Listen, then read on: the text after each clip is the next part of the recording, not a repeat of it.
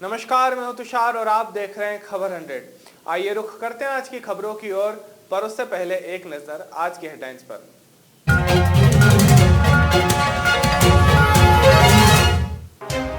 मुख्यमंत्री शिवराज सिंह चौहान ने माना जनता का आभार, कमलनाथ पर लगाए गंभीर आरोप। उपचुनाव पर पूर्व मुख्यमंत्री कमलनाथ का बयान, मतदाताओं को कहा धन्यवाद। बड़वानी पुलिस ने किया सट्टे गिरोह का भांडाफोड़, 6 आरोपी पुलिस की गिरफ्त में। गृह मंत्री नरोत्तम मिश्रा ने जताया मतदाताओं का आभार, मतदान पूरे होने के बाद दिया बयान।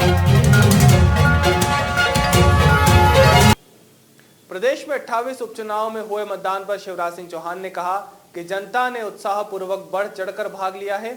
जनता ने लोकतंत्र में विश्वास व्यक्त करते हुए मतदान को पवित्र कर्तव्य माना है। उन्होंने कहा कि कोरोना का भय और असर कहीं नहीं दिखा, कुछ स्थानों पर तो 2018 से ज्यादा वोटिंग हुई है।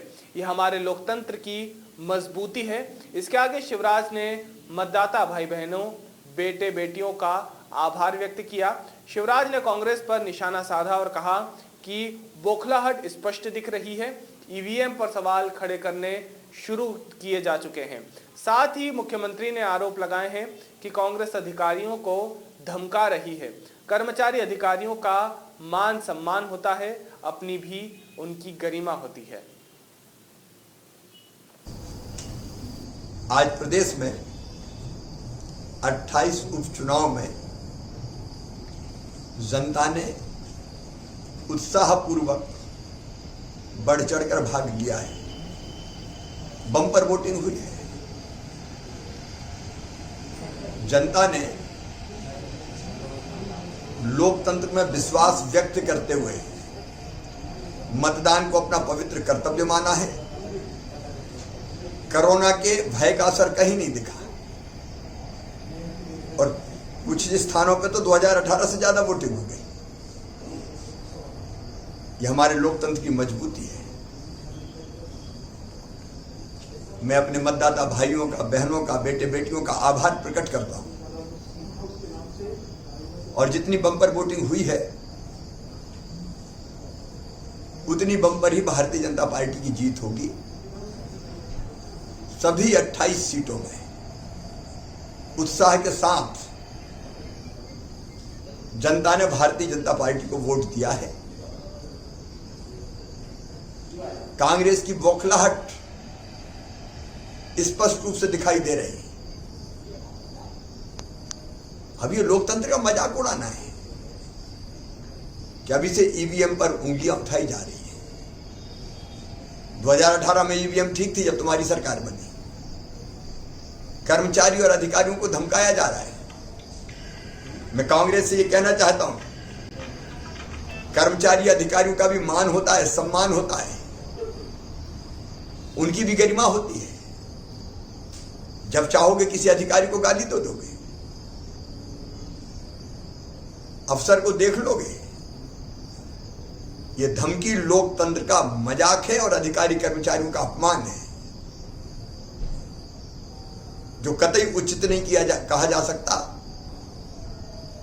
लेकिन इससे प्रकट होता है कि कांग्रेस ने अपनी पराजय स्वीकार कर ली है। लेकिन लोकतंत्र की इस विजय से जो मतदान के रूप में प्रकट हुई है, मैं गदगद हूं। आत्मनिर्भर मध्य प्रदेश अब हमारा संकल्प है।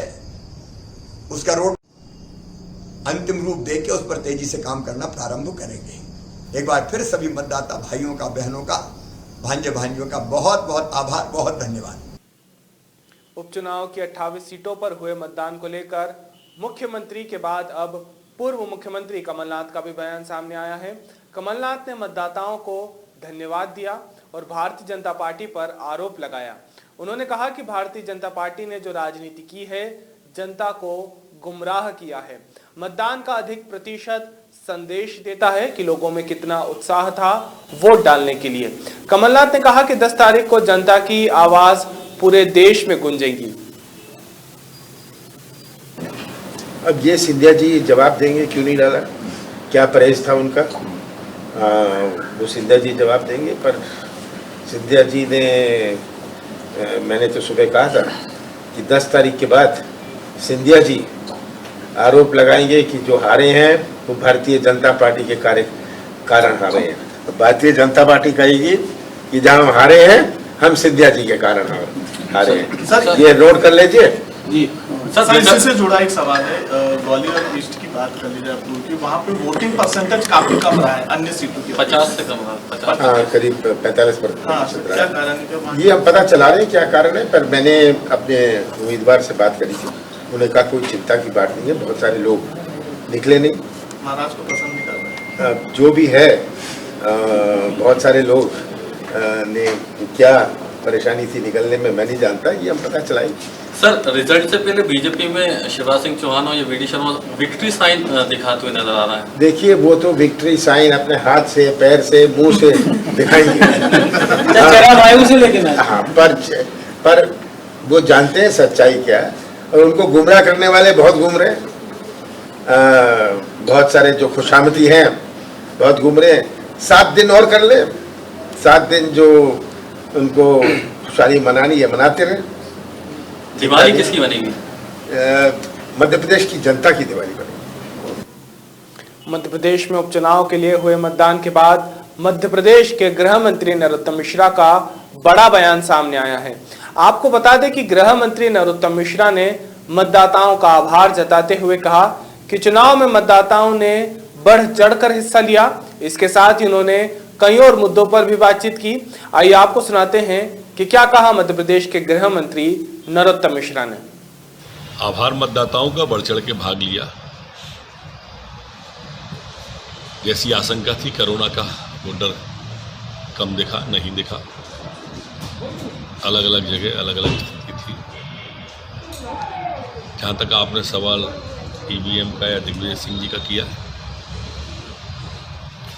तो जब दिग्विजय सिंह जी कहें ईवीएम में गड़बड़ी है, दिग्विजय सिंह जी के पुनर्मतदान की जरूरत है। जब वो कहें प्रशासन, कांग्रेस के लोग कहें प्रशासनिक मशीनरी का दुरुपयोग हुआ है, तो मान लेना चाहिए भारतीय जनता पार्टी जीत रही है। ये बहाने नहीं हो रहे, क्योंकि इन्हें संवैधानिक संस्थाओं पर कभी विश्वास रहा नहीं। अब ईवीएम से विधानसभा में जब इनकी सरकार बनी थी, मतदान हुआ था, तब कुछ नहीं था। अब ईवीएम का विषय उठाने लगे। चुनाव आयोग पर विश्वास नहीं, ईवीएम पर विश्वास नहीं, सेना पर विश्वास नहीं, न्यायालय पर विश्वास नहीं, इसलिए वोटरों ने इनसे विश्वास उठा दिया इस बार, और भारतीय जनता पार्टी प्रचंड बहुमत से जीत रही है।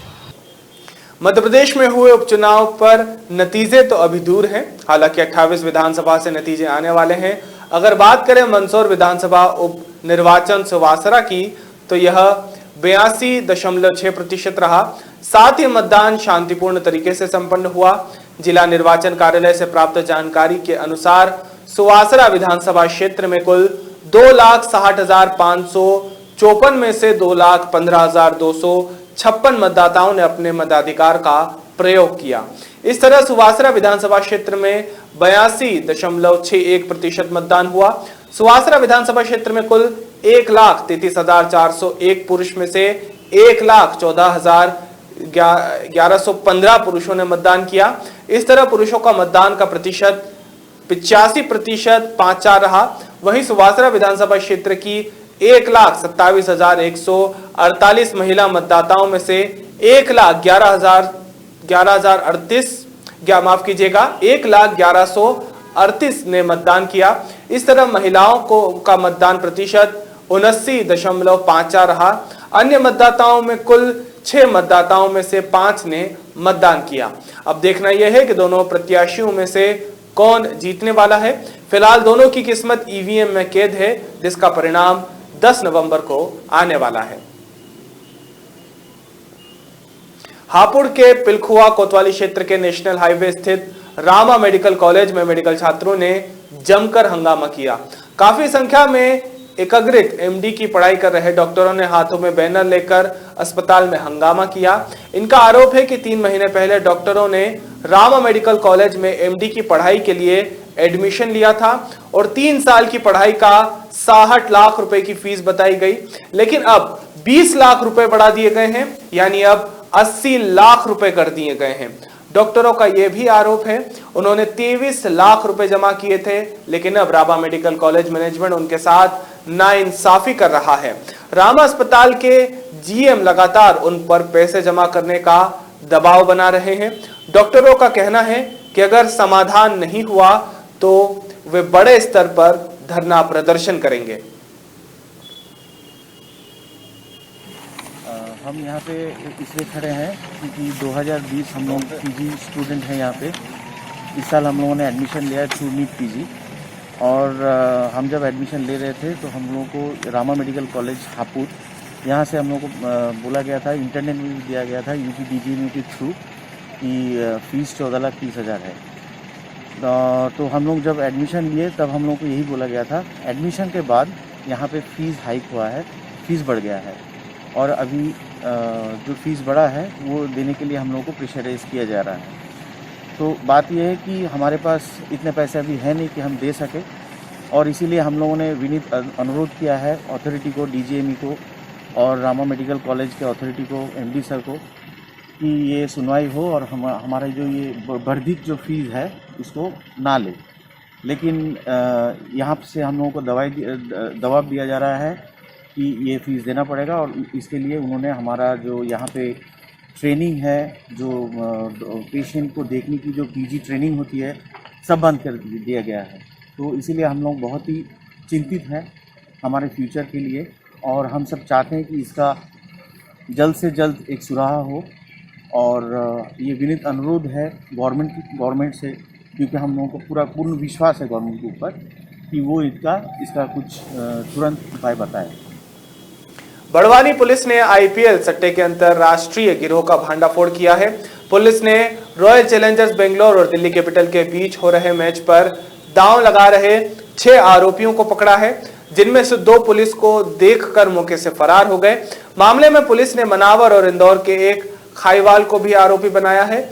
गौरतलब है कि पुलिस ने खदान मोहल्ले में दबिश देकर आईपीएल मैच पर सट्टा लगा रहे थे 4 आरोपियों को उनमें से गिरफ्तार किया है।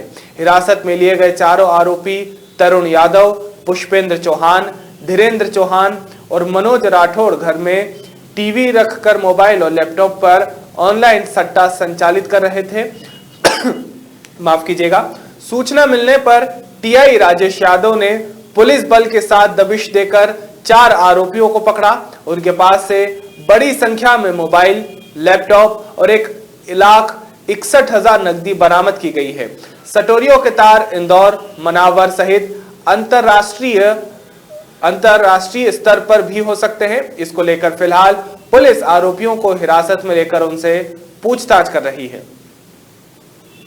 मोहल्ला है, खदान मोहल्ले पर कुछ लोग आईपीएल सट्टे का काम कर रहे हैं। उस सूचना पर एसपी श्री निमिष अग्रवाल साहब ने कार्रवाई के सख्त निर्देश दिए थे, और उनके निर्देश के पालन में जब पुलिस टीम ने कल रात को जब दबिश दी तो एक घर में जो है आईपीएल का सट्टा चलते हुए पाया गया।